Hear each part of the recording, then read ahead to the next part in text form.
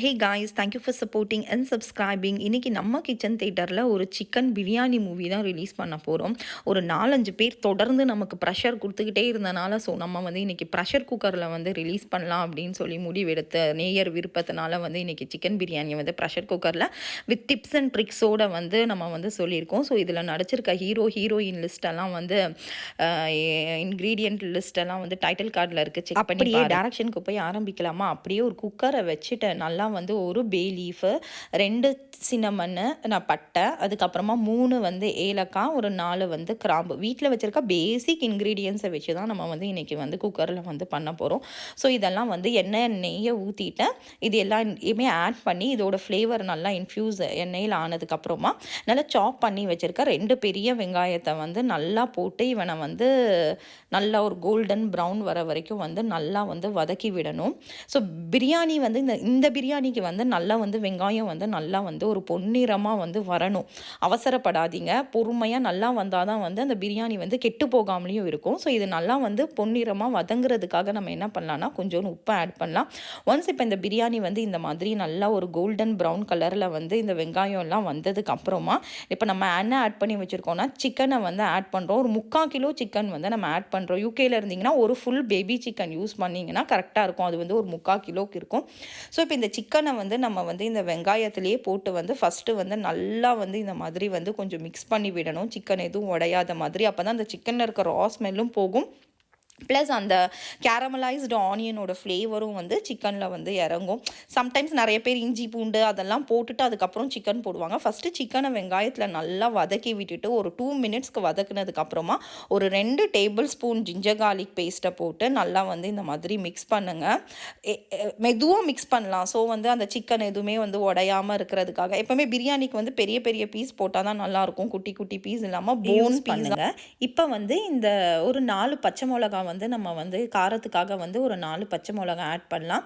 So இப்போ நம்ம வந்து பிரியாணிக்கு வந்து கொஞ்சம் மின்ட் லீவ்ஸை அண்ட் கோரியாண்டர் லீவ்ஸை ஆட் பண்ணிக்கலாம். அப்போ இந்த பிரியாணிக்கு தேவையான தக்காளி 2 வந்து ஒரு மீடியம் சைஸ் தக்காளி வந்து 2 தக்காளி வந்து ரொம்ப ஃபைன் சாப் பண்ணணும்லாம் கிடையாது. ஓரளவுக்கு பெரிய பீஸாவே கட் பண்ணி இது எல்லாத்தையுமே இப்போ போட்டு வந்து நம்ம வந்து நல்லா வந்து ஜிஞ்சர் கார்லிக் பேஸ்ட்டு, இந்த பச்சை மிளகா, தக்காளி எல்லாத்தையுமே வந்து நல்லா வந்து இந்த மாதிரி வந்து சிக்கனும் உடையாத மாதிரி வந்து நல்லா வந்து கீழேருந்து கொடுத்து வந்து நல்லா வந்து இந்த மாதிரி வந்து நம்ம வந்து கொஞ்சம் கொஞ்சமாக பார்த்து இந்த மாதிரி மிக்ஸ் பண்ணி விடலாம்.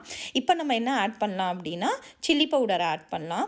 இது வந்து நல்லா இந்த ஹோம்மேட் சில்லி பவுடர் வந்து நான் ஆட் பண்ணியிருக்கேன். ப்ளஸ் வந்து ஒரு ஃபுல் டேபிள் ஸ்பூன் வந்து பிரியாணி மசாலா, இது வந்து ஹோம்மேட் பிரியாணி மசாலா தான் யூஸ் பண்ணியிருக்கேன். ஆட் பண்ணி அதையுமே வந்து நல்லா 2 டேபிள் ஸ்பூன் வந்து நல்லா வந்து தயிர் வந்து ஆட் பண்ணி இப்போ இவன் எல்லாத்தையுமே வந்து நம்ம ஒன்றா வந்து இந்த போட்டிருக்க chilli powder, biryani masala powder, தயிர் எல்லாத்தையுமே யோகர்ட் எல்லாத்தையுமே வந்து நல்லா வந்து ஒரு தடவை வந்து மிக்ஸ் பண்ணி இப்போ நம்ம என்ன பண்ணலாம் அப்படின்னா மிக்ஸ் பண்ணிவிட்டு ஒரு லிட் போட்டு வந்து விசிலெல்லாம் போடாமல் சும்மா நார்மலாக ஒரு மூடி போட்டு வந்து இவனை கொஞ்ச நேரம் இந்த சிக்கன் வேகிறதுக்கு நல்லா வந்து ஒரு மீடியம் ஃப்ளேமில் வந்து ஒரு 10 மினிட்ஸ்க்கு வந்து சும்மா லிட் போட்டு விசிலெல்லாம் எதுவும் போடாமல் லிட்டை க்ளோஸும் பண்ணாமல் சும்மா வந்து லிட் போட்டு வைக்கலாம். இப்போ ஒரு 8 மினிட்ஸ் கழிச்சு ஓப்பன் பண்ணி பார்த்தோம் அப்படின்னா இந்த மாதிரி சிக்கனில் இருக்கிற வாட்டர்லாம் ரிலீஸ் ஆகிருக்கும். நல்லா தண்ணியெல்லாம் வந்து நல்லா ரிலீஸ் ஆகிருக்கும். இன்கேஸ் வந்து நீங்கள் லிட் போட்டு வச்சு என்னால் மூடி வைக்க முடியாது, நானே ப்ரெஷர் குக்கரில் அவசரமாக பண்ணுறேன் அப்படின்னா மீடியம் ஃப்ளேமாக இருந்துச்சு அப்படின்னா ஒரு விசில் வைங்க.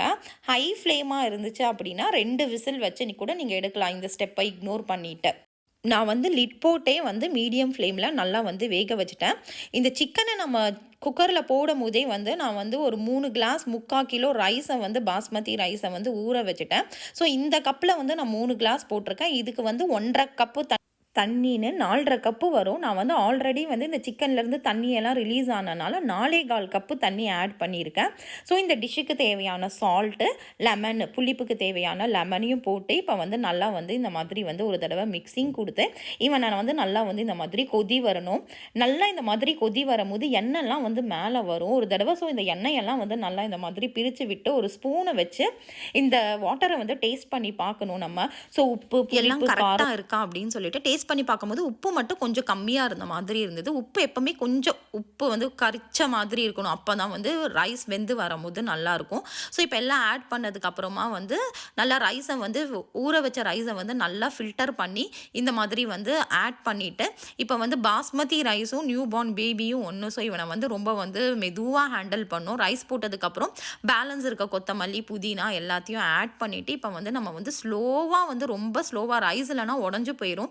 ஸோ ரொம்ப ஸ்லோவாக வந்து ஜென்டலாக வந்து இந்த மாதிரி கீழேருந்து ரைஸ் போய் எதுவும் தங்காமல் ஸோ நல்லா இந்த மாதிரி வந்து ஒரு தடவை வந்து மிக்ஸ் பண்ணி விட்டுடலாம். இப்போ மிக்ஸ் பண்ணி விட்டுட்டு இவன் வந்து ஓரளவுக்கு வந்து கொதி வரணும். அவசரப்பட்டுட்டு ரைஸை போட்டோடனே ப்ரெஷர் குக்கரை போட்டு மூடி வைக்கக்கூடாது.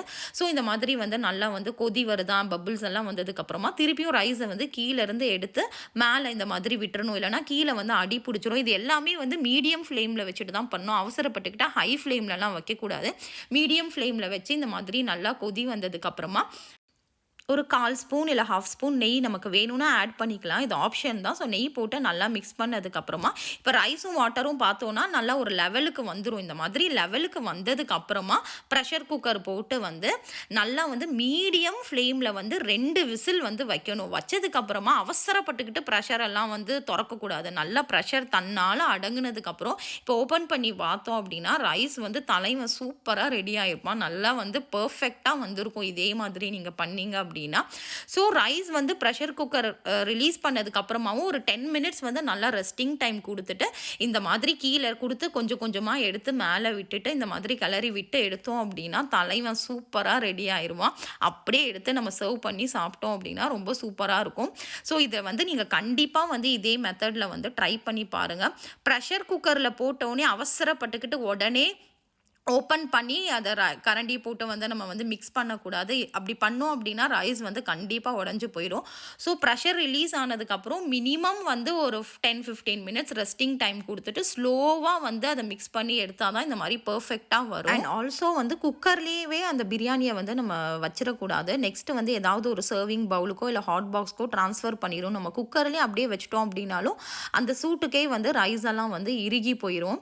ஸோ அதுவுமே நல்லா இருக்காது. ஸோ எப்போவுமே குக் பண்ணி முடிச்சுட்டு கொஞ்சம் நேரம் கழிச்சு இமீடியட்டாக ஒரு 10 மினிட்ஸ்லேயே வந்து வேறு ஒரு டிஷ்ஷுக்கும் மாற்றிடுங்க. ஸோ அப்போ தான் வந்து இன்னும் ரொம்ப பர்ஃபெக்டாக இருக்கும். கண்டிப்பாக நீங்களும் உங்கள் கிச்சனில் இதை ரீமிக்ஸ் பண்ணி ரிலீஸ் பண்ணிவிட்டு எப்படி வந்திருக்குன்னு சொல்லுங்கள். கொடுத்துருக்க அளவுங்களை விட உங்கள் அன்புன்ற ஆயுதத்தை அளவில்லாமல் சேர்த்து சமைச்சு கொடுத்தீங்கன்னா உணவு மட்டுமல்ல உறவுகளும் உங்களை வணங்கும். நன்றி.